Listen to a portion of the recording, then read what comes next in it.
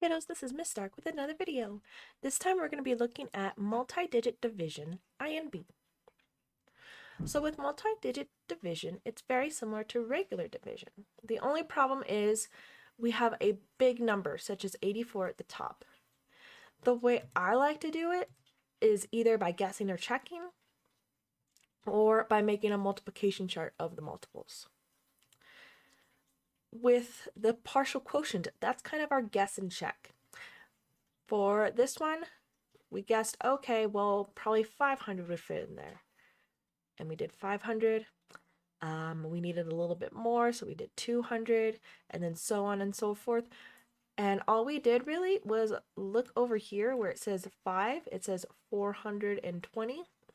Multiply that by 500, you just add 2 zeros to the end, and that's how we got 482,000. And then once you have all your partial quotients, you add them up to get your actual quotient. And if we were to do the standard algorithm right here, you would see 640 can go in 7 times, which is 588. You minus, you bring down the 0. 520, well, that would be 6 minus, bring down the 8. 168, well, that's 2, that's 0. Notice how both ways got us the same answer. And you can actually do both of them together. Say you do the standard algorithm, you guess too low, like you guess 5 here, and then you add a 2, you can do that as well.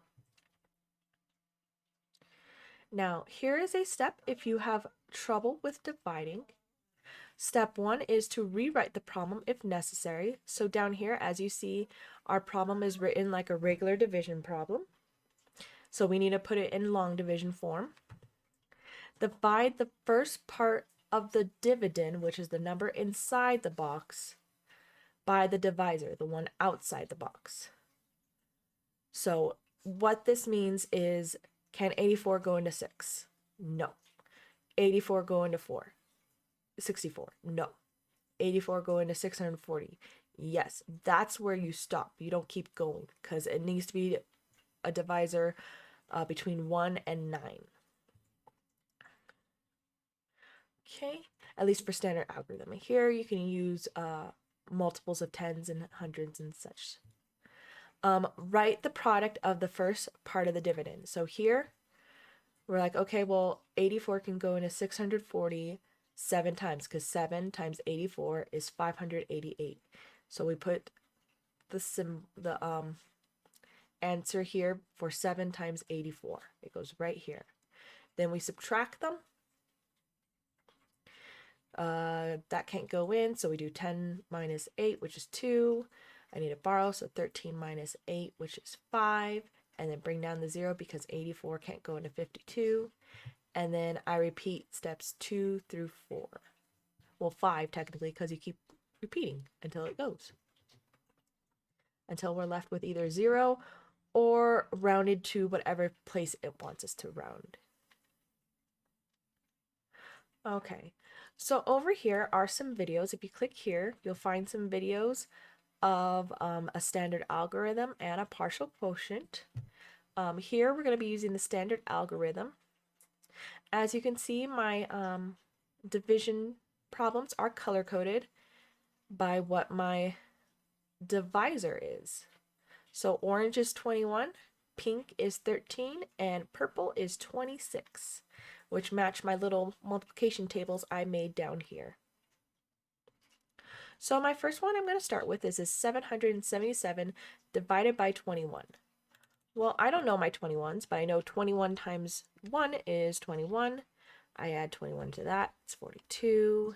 Then we get 63, 84. Oh, there we go. I stopped because 77 is bigger than 63, but smaller than 84. So that means I'm going to go in 3 times because 3 is the closest I can get to 77 without going over. So I'm going to put 63. Let's see, 7 minus 3 is 4. 7 minus 6 is 1. And 14 minus is smaller than 21. So next, I am going to figure out what, oh, I need to bring down this 7. How I like to do that is by going to shapes, going to arrows, and making just a little arrow to say, hey, this is going to go down. I'll make it orange just like my thing. This number is going down, so this is 7. So 84 is too small for this. So next up is 105. Okay, still too small. Add 21 is that as 126. Still too small. 21 to that is 147. That is actually the number I need. So 7, 1, 4, 7, and that all equals 0.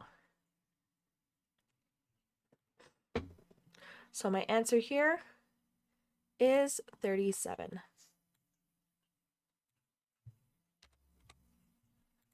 There we go. Okay, gonna do the same thing, but to this one instead.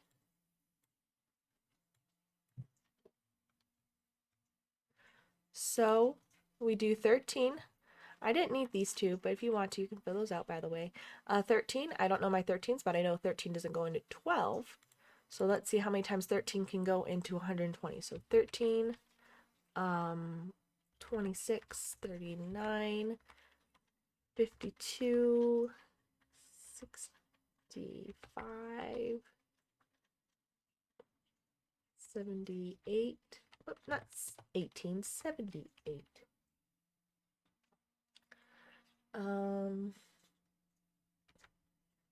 91, still too small. 104, getting closer. 117. Okay, so 117. So I know for sure that 13 can't go into 12, so it must be 9. And I will see if I'm right based on what my remainder is, what my difference is. So let's see. I like to do 20 minus 17, which is 3. And then everything else is 0. So I'm going to bring down the 9.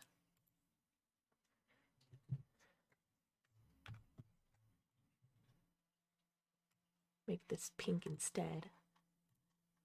There we go.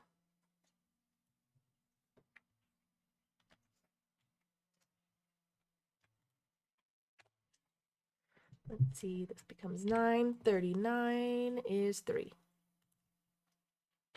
3 times 13 is 39, and that makes 0. So my answer here is 39. Oh, not 39, 93. 39 was what it multiplied to be. Okay, I'm going to go down here to number purple. I'm going to do the same thing. I'm going to find my multiples. Obviously, 26 can't go into 21. So I'm looking for something smaller or the same as 215. So we got 26, 52, 78, 104, 130, 156, being closer, 182. I'm just adding 26 every single time. 208. Okay, we're getting closer. And let's see, 6, 4. Okay, 234. So I found my number. It's going to be 8 because 234 is too big.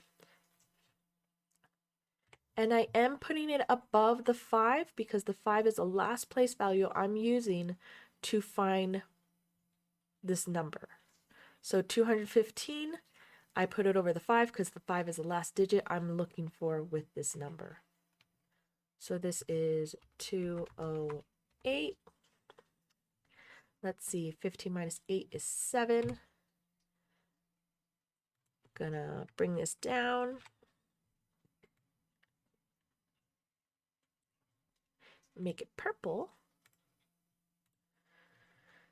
78 is 3.